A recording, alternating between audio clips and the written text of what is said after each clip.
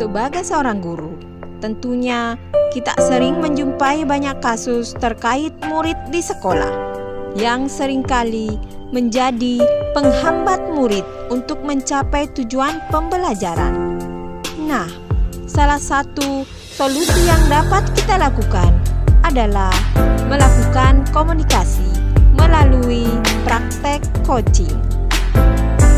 Menurut Grant, coaching adalah sebuah proses kolaborasi yang berfokus pada solusi, berorientasi pada hasil dan sistematis, di mana coach memfasilitasi peningkatan atas performa kerja, pengalaman hidup, pembelajaran diri, dan pertumbuhan pribadi dari coaching.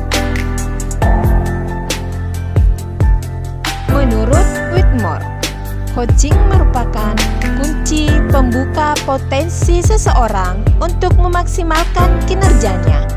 Coaching lebih kepada membantu seseorang untuk belajar daripada mengajarinya.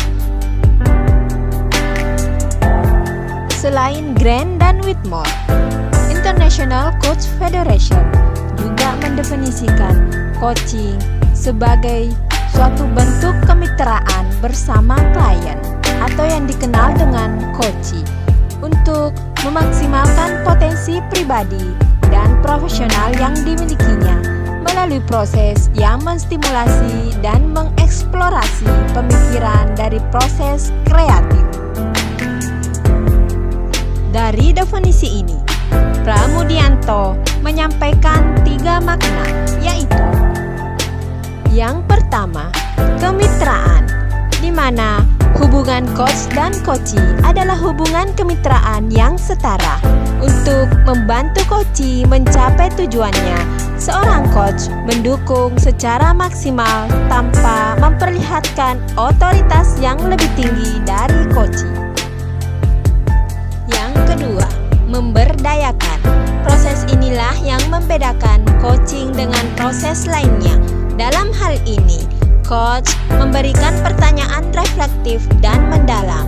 Seorang coach menginspirasi coachee untuk menemukan sendiri solusi dari permasalahannya. Yang ketiga, optimalisasi. Selain menemukan jawaban sendiri, seorang coach akan berupaya memastikan jawaban yang didapat oleh coachee dapat diterapkan dalam aksi nyata sehingga potensi coachee dapat berkembang. Nah, sebelum kita melanjutkan, mari kita kenali perbedaan antara coaching, mentoring, dan konselor. Coaching, seorang coach berperan mengarahkan coachee untuk menyelesaikan masalahnya sendiri dan memaksimalkan potensi yang dimilikinya. Mentoring berperan memberikan tips-tips dalam penyelesaian masalah kepada mente atau seorang yang membagikan pengalamannya dengan orang lain. Sedangkan konselor berperan menggali masalah-masalah yang dialami coachee pada masa lalu dan akan membantu menyelesaikan masalah klien. Nah, ada 4 unsur utama yang mendasari prinsip komunikasi yang memberdayakan. Yang pertama, hubungan saling mempercayai. Yang kedua, menggunakan data yang benar. Yang ketiga, bertujuan menuntun para pihak untuk optimalisasi potensi.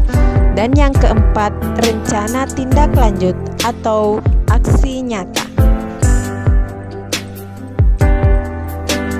Ada 4 tipe komunikator. Yang pertama, komunikasi asertif. Yang kedua, pendengar aktif. Yang ketiga, bertanya efektif. Dan yang keempat, umpan balik positif. Ada 6 jenis pertanyaan efektif untuk proses coaching. Yang pertama, pertanyaan terbuka. Yang kedua, berfokus pada tujuan. Yang ketiga, pertanyaan reflektif. Yang keempat, pertanyaan eksplorasi. Yang kelima, pertanyaan yang mengukur pemahaman. Dan yang keenam, pertanyaan aksi. Seorang coach yang baik, ia harus mampu menyelaraskan emosi, menyamakan bahasa tubuh, dan menyamakan kata kunci.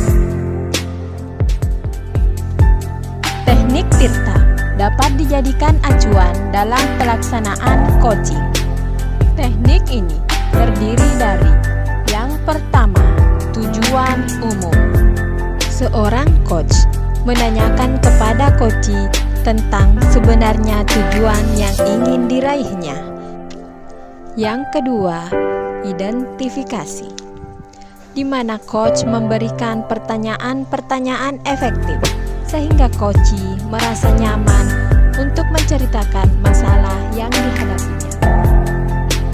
Yang ketiga, rencana aksi, di mana coach menuntun coachee menemukan sendiri rencana aksi yang akan dilakukan sebagai wujud dari solusi permasalahan yang dihadapinya.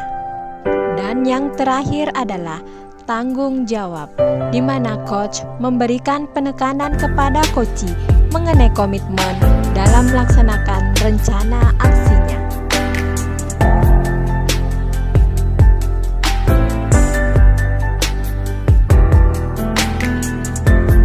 Bagaimana jika praktek coaching ini diterapkan dalam konteks pendidikan? Ki Hajar Dewantara menekankan bahwa tujuan pendidikan ialah menuntun tumbuhnya atau hidupnya kekuatan kodrat anak, sehingga ia dapat memperbaiki lakunya. Oleh sebab itu, seorang pendidik harus mampu menuntun segala kodrat dan potensi anak agar mencapai keselamatan dan kebahagiaan sebagai manusia maupun anggota masyarakat.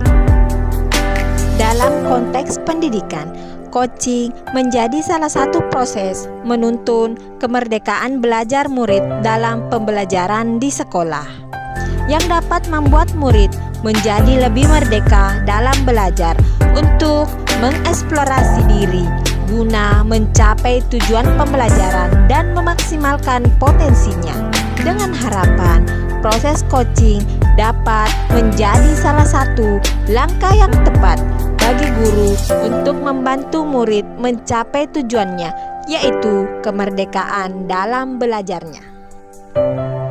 Dengan membangun profil pelajar Pancasila melalui budaya positif dan memandang setiap anak memiliki kodrat yang berbeda sesuai dengan filosofi Ki Hajar Dewantara, yang dalam prakteknya pembelajaran harus berpihak pada anak melalui penerapan pembelajaran diferensiasi yang sesuai dengan kebutuhan murid, di mana guru tidak hanya memberikan pengajaran tapi juga penanaman pendidikan karakter melalui pembelajaran sosial emosional yang nantinya akan membawa mereka menjadi pribadi yang baik.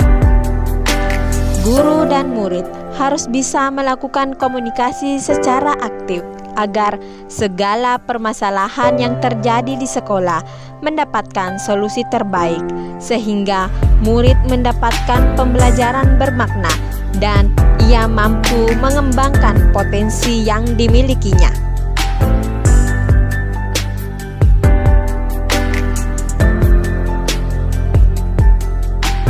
Dalam proses coaching, murid diberi kebebasan, namun seorang pendidik sebagai pamong dalam memberikan tuntunan dan arahan agar murid tidak kehilangan arah dan membahayakan dirinya dalam mencapai keselamatan dan kebahagiaan.